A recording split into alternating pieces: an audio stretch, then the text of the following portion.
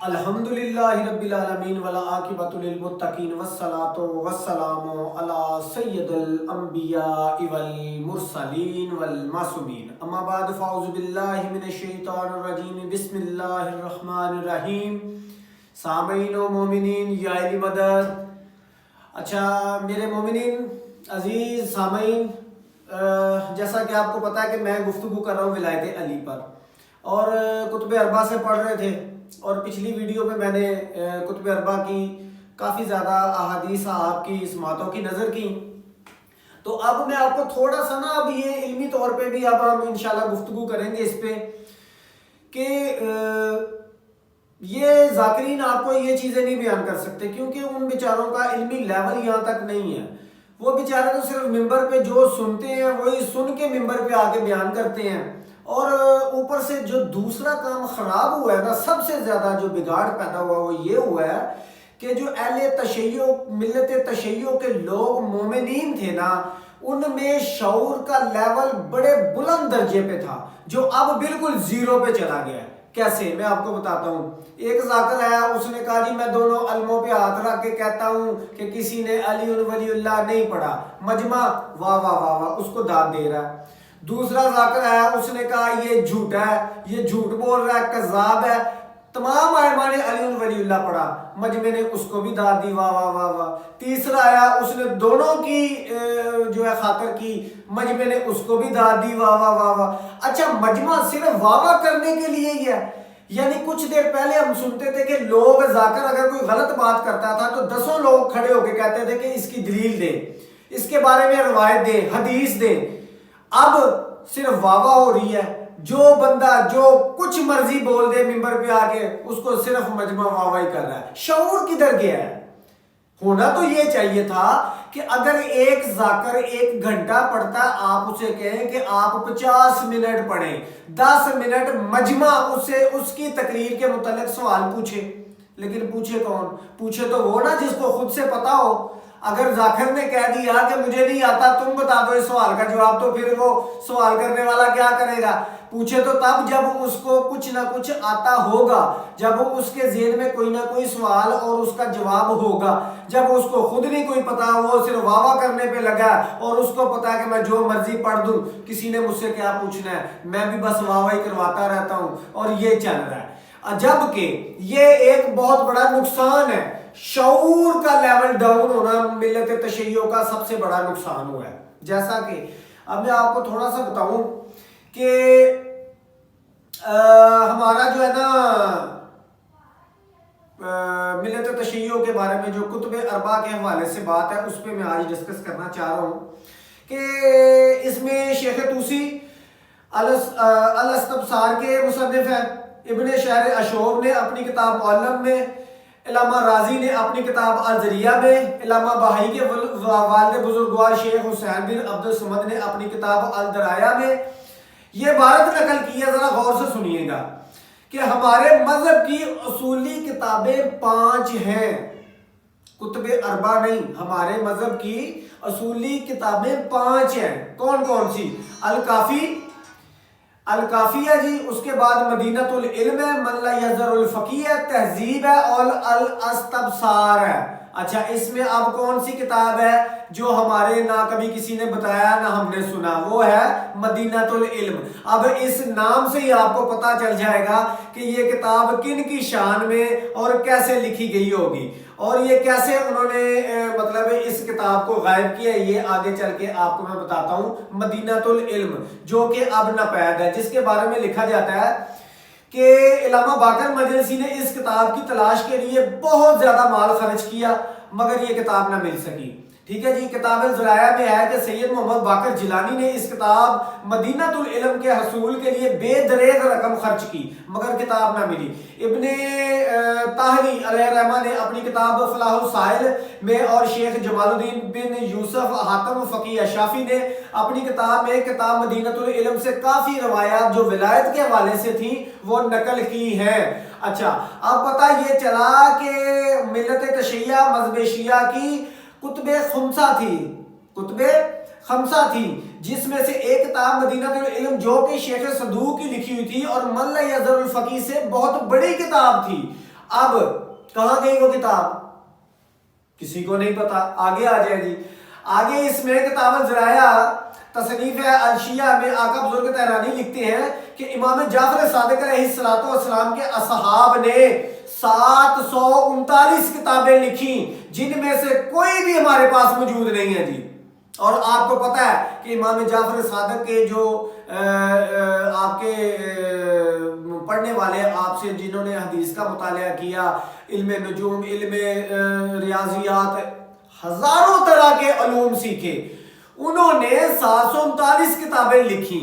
اب وہ کتابیں کدھر گئیں کوئی پتہ نہیں. آگے جی ایک اور ہے جی، بزرگ طحرانی نے اسی کتاب میں لکھا ہے الذرائع میں کہ ابان بن تغلب نے 1,30,000 احادیث بیان کی جی حضور والا. آگے علیمن نے 1,60,000 حدیثیں بیان کی. یونس بن عبد الرحمن نے کئی ہزار حدیثیں بیان کی. کیا وجہ تھی یہ لاکھوں حدیثیں اور لاکھوں کتابیں کہاں گئیں؟ یہ کیوں ناپید ہو گئی؟ اچھا، اس میں اب آگے چل کے میں آپ کو بتاتا چلوں کہ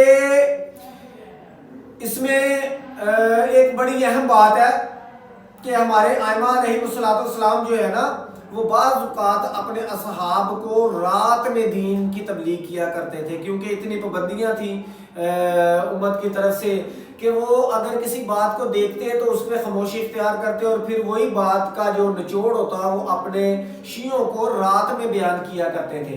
لیکن اس میں یہ بات ہے کہ کتب اربعہ میں امام محمد باقر سے یہ روایت ہے کہ اگر ہم تشہد تعین کر دیتے تو ہمارے ماننے والے ہلاک ہو جاتے، اور ساتھ یہ فرما دیا کہ تشہد اور قنوت میں ایسا ذکر کرو یعنی کہ اشہد ان علی ولی اللہ وصی رسول اللہ و خلیفۃہ بلا فصل کی گواہی.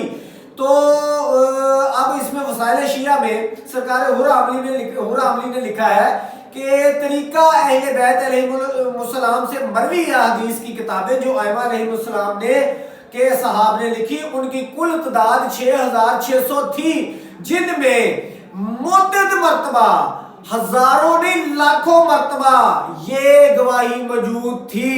ائمہ علیہ السلام کا یہ طریق تھا کہ وہ اشہد ان علی ولی اللہ کی گواہی پر قائم اور لوگوں پر اس کے اوپر قائم رہنے کی تلقین کیا کرتے تھے. اس میں آپ کو ایک اور میں مزے کی بات بتاتا چلوں کہ یہ کتاب ہے جی اکمال الدین بے ولایت کا امیر المومنین. اب اس سے بڑی بات یقین کریں کہ دل خوش ہو جاتا ہے جب میں نے یہ بات پڑھی، یہ حدیث پڑھی کہ جناب صدیقہ شہیدہ فقیہ اہل بیت جناب فاطمہ الزہرا سلام اللہ علیہا جب دنیا میں تشریف لائیں، پہلے خالق کو سجدہ کیا، پھر سر اٹھا کر ان الفاظ سے تشہد اپنی زبان پر جاری فرمایا. وہ کیا تھا؟ غور سے سنیے گا.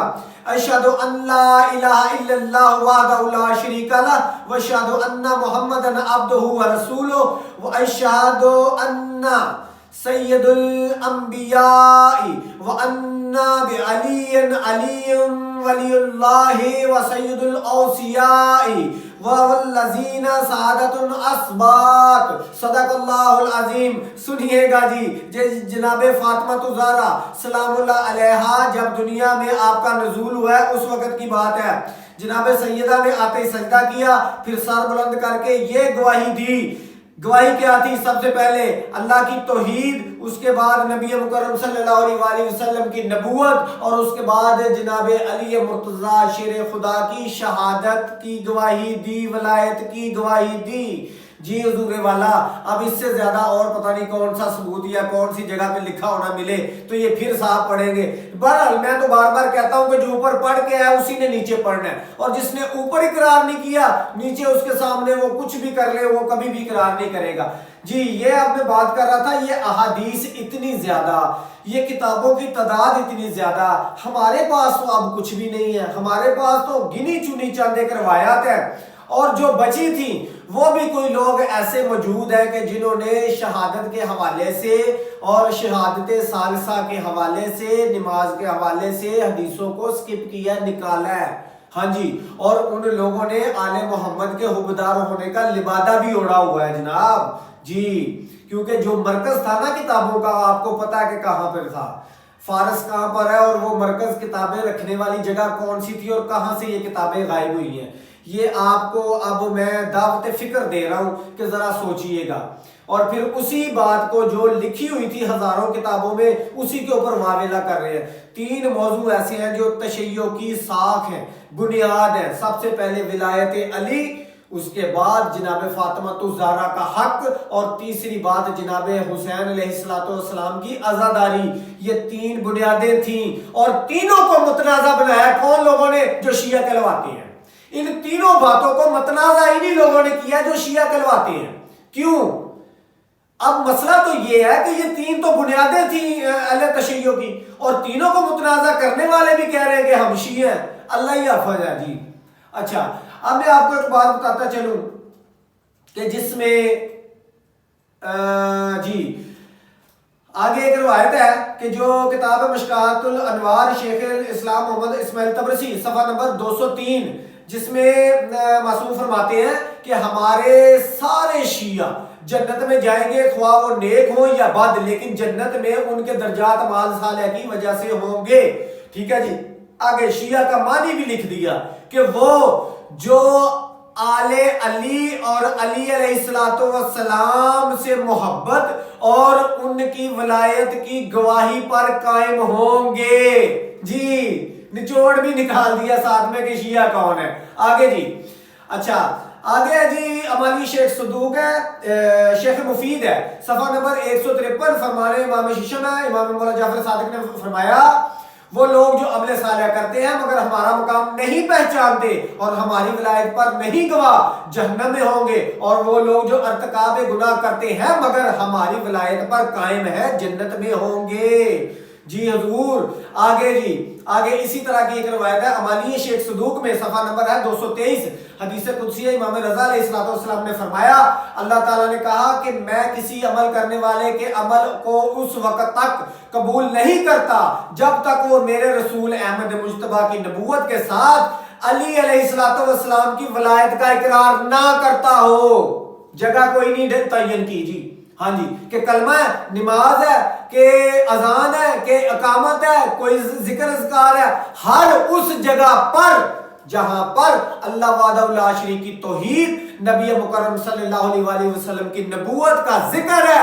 یہ تیسری گواہی مولا علیہ السلام کی تشہد کی شہادت جو ہے ولایت کی، یہ ضروری ہے، لازم ہے. اس میں کوئی گنجائش نہیں ہے، کوئی کسی قسم کی اس میں کمپرومائز بھی نہیں ہے جی. ہاں جی ولایت پہ کوئی کمپرومائز نہیں ہے. چاہے وہ میں امام جعفر صادق کی روایت آپ کی سماعتوں کی نظر آخری کرتا چلوں کہ آپ کے ایک بڑے معتبر صحابی ہیں، ان کا بیٹا آپ کے پاس آیا جس نے آگے کہا کہ مولا کو یہ ایک نصیحت کر دیں کہ میری زندگی گزر جائے. تو میرے مرشد علیہ السلام نے فرمایا کہ اس سے پیار کرنا، اس سے محبت کرنا جو ولایت علی پر قائم ہو، چاہے وہ تمہارے باپ کا قاتل ہی کیوں نہ ہو. اور اس سے نفرت کرنا، اس سے نفرت کرنا، اس سے نفرت کرنا جو ولایت علی کا منکر ہو، چاہے وہ تیرا سگا باپ ہی کیوں نہ ہو. بات ختم جی.